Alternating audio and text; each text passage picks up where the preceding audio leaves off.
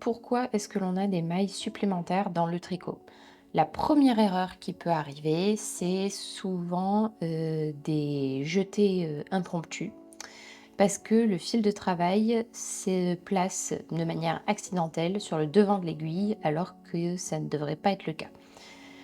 Par exemple, imaginons que tu tricotes une maille en droit. Pour tricoter une maille en droit, normalement le fil doit être derrière ton aiguille. Mais lorsque tu débutes, il peut arriver que ton fil se retrouve devant et que tu commences à tricoter ta maille en droit.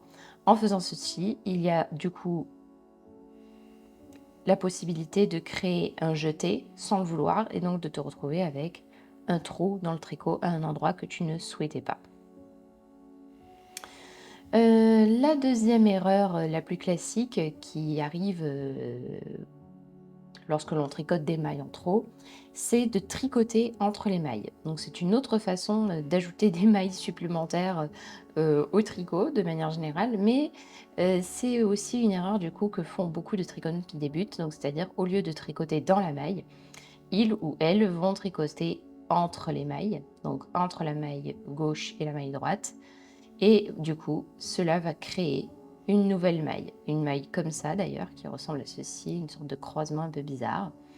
Et après, on va tricoter la maille suivante et la maille suivante va faire une maille encore plus bizarre.